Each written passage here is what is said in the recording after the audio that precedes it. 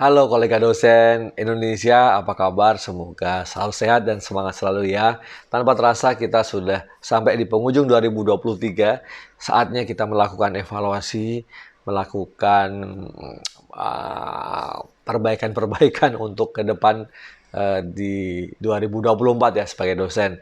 Nah, sesuai dengan lanjutan dari video-video saya sebelumnya terkait dengan bagaimana tipsnya, triksnya untuk memperbaiki kinerja kita sebagai dosen di tahun 2024 dari sudut pandang Tridharma Perguruan Tinggi ya. Video sebelumnya membahas tentang pengajaran, kita evaluasi seperti apa. Video juga sebelumnya saya sudah membahas tentang penelitian publikasi, dan sekarang khusus membahas tentang pengabdian kepada masyarakat ya. Tiga hal dalam Tridharma Perguruan Tinggi. Nah, baik. Hal yang penting menurut saya untuk kita evaluasi, kita lihat dari pengabdian kepada masyarakat adalah keterkaitan antara penelitian, luar hasil penelitian ya, dengan apa yang kita sampaikan kepada masyarakat. Karena kalau itu berhasil, itu luar biasa. Kita meneliti, ya, kita mendapatkan temuannya, menghasilkan temuan-temuannya, dan itu bisa kita salurkan, kita bisa sampaikan kepada masyarakat.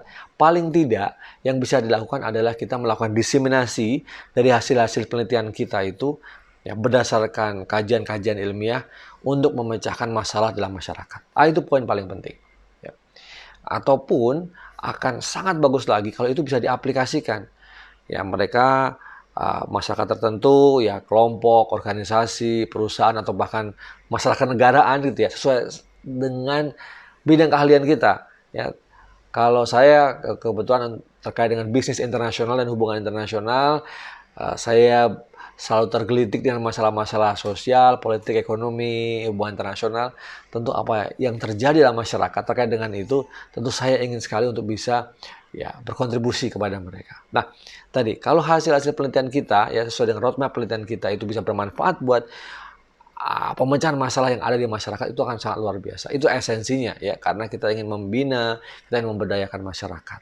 Nah, kemudian hal lebih sempurna lagi, yang sangat ideal lagi adalah ketika yang kita ajarkan itu juga terlibat dalam apa yang kita sampaikan dalam mengabdi kita kepada masyarakat.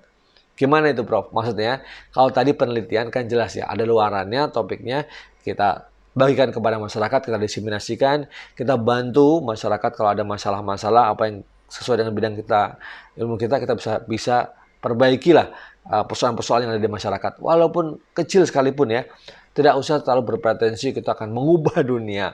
Ya syukur-syukur kalau bisa, itu kan luar biasa. Tapi paling tidak sebagai seorang intelektual tetap berusaha ya, peka terhadap kehidupan masyarakat, peka terhadap permasalahan-permasalahan yang ada dalam kehidupan sehari-hari. Nah, jadi pengajaran-pengajaran kita ya, karena inline tadi dengan penelitian, publikasi ya, dan juga dalam pengabdian kepada masyarakat kalau bisa juga sesuai. Nah, ini akan penting sekali. Itu nanti bermanfaat juga dalam pengajuan jabatan fungsional. Itu sangat ideal sekali. Walaupun itu juga kadang-kadang ya sangat jarang. Nah, kalaupun belum bisa, di tahun depan usahakan bagaimana kita mengajarkan mata kuliah tertentu, bidang-bidang tertentu di kelas, itu ada bagian-bagian yang kita bisa sampaikan kepada masyarakat. Nah, sebaliknya, sebagai siklus berikutnya, tahapan berikutnya, setelah kita melakukan pengabdian kepada masyarakat, kita melihat lagi, membaca lagi, menelaah lagi yang terjadi dalam masyarakat, itu bisa juga kita sampaikan kepada mahasiswa-mahasiswa kita di kelas. Nah, ini bagaimana menjadikan mahasiswa itu melek dengan sosial, politik, ekonomi, hukum, apa yang terjadi dalam masyarakat. Ataupun kalau kita bicara di industri, mahasiswa menjadi melek, tahu problem-problem yang dihadapi oleh industri, dan kemudian mereka muncul inovasinya, pemikiran-pemikirannya untuk memecahkan masalah industri itu. Atau kalau dalam pemerintahan, atau dalam organisasi, atau bahkan dalam masalah internasional. Nah, sehingga mahasiswa itu tidak hanya belajar di sebuah menara gading dalam sebuah ruangan kelas yang terisolasi dari konteksnya. Gak ada gunanya kalau belajar ilmu-ilmu terbaru tapi kemudian itu teralienasi dengan kondisi-kondisi sosial masyarakatnya. atau kondisi-kondisi di dalam industrinya. Jangan-jangan yang dipelajari tidak sesuai dengan apa yang ada dalam industri. Ingat, Mas Menteri selalu bilang bahwa apa yang dipelajari mahasiswa S1 itu hanya 20% yang applicable dalam kehidupan bermasyarakat atau berindustri begitu ya, di market. Nah, ini menjadi satu tantangan buat kita. Cari kemudian apa langkah-langkah terobosan-terobosan baru sehingga apa yang kita bisa sampaikan dari masyarakat kita ajarkan, dan nanti loop berikutnya, tahap berikutnya adalah kita lakukan penelitian. Kita lakukan penelitian, kita kaji lagi, kita datang ke masyarakat, kita datang kepada industri, kita datang kepada organisasi, kepada pemerintahan, kepada organisasi-organisasi internasional, ya. Kemudian hasilnya luaran-luaran yang nanti juga akhirnya berkontribusi bagi pengajaran juga, bagi pengabdian kepada masyarakat. Jadi itu loop yang luar biasa. Nah, ini memang satu siklus yang ideal ya bagi seorang dosen yang kalau kita konsisten melakukan itu, tentu dengan adjustment kiri kanan, ada perbaikan, ada masalah lagi, coba kita luruskan lagi, kita revisi lagi, itu yang nanti konsisten bisa masuk mendorong kepada peningkatan jabatan fungsional kita dalam setiap level kita. Nah, kalau semuanya sudah inline seperti itu, ya insya Allah nanti kalau mau menjadi guru besar tidak ribet ya, tidak sulit karena dari pengajarannya, penelitian, luaran publikasinya, dan juga nanti pengabdian masyarakatnya itu semua udah inline. Bukan yang ngajarnya apa, risetnya apa, publikasinya kemana, pengabdian masyarakatnya nggak jelas. Bukan seperti itu.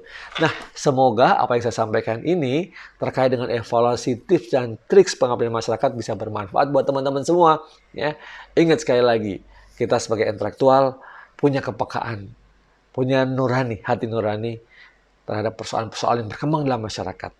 Baik itu persoalan-persoalan sosial, politik, ekonomi, maupun juga dalam industri, dalam pemerintahan, dalam organisasi internasional, kehidupan ketatanegaraan maupun internasional.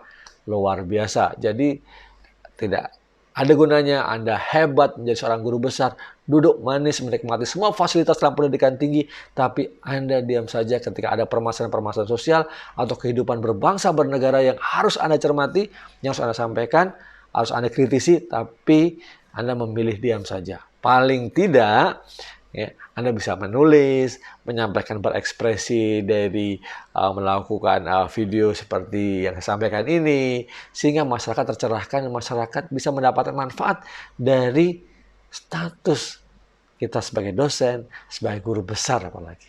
Oke, baik. Semoga ini bermanfaat buat kita semua. Sekali lagi, terima kasih banyak ya sudah menjadi subscriber dan viewers dari kampus kita Viewpoint maupun channel-channel saya yang lain, channel Tirta Musitama misalnya gitu ya, yang khusus membicarakan soal penelitian dan ngobrolin soal skripsi ini buat mahasiswa-mahasiswa S1 atau juga bahkan ada mahasiswa S2, S3 yang mendapatkan manfaat dari konten channel saya, silahkan ya. Insya Allah mari kita sama-sama bergandeng tangan. Saya tidak berpotensi menggurui, tapi ingin berjalan bersama-sama dengan teman-teman semua, kolega dosen Indonesia, khususnya dosen pemula, untuk terus meniti karir. Saya akan mengawal teman-teman untuk hingga menjadi guru besar dan bersama-sama membangun bangsa ini dan gerakan 1000 guru besar baru. Wah, kayaknya belakangan ini udah makin banyak nih guru besar kita ya. Alhamdulillah ya. Puji syukur kepada Tuhan, semoga akan menjadikan bangsa Indonesia menjadi lebih baik. Tetap semangat. Sampai bertemu di tahun 2024 dengan semangat yang lebih baik gitu ya. Sehingga sama-sama berkontribusi untuk kemajuan bangsa ini. Indonesia menjadi semakin maju melalui pendidikan tinggi. Terima kasih banyak, sukses buat kita semua. Jangan lupa yang belum subscribe, silahkan subscribe ya. Dan juga bagikan video ini kepada teman-teman yang lain.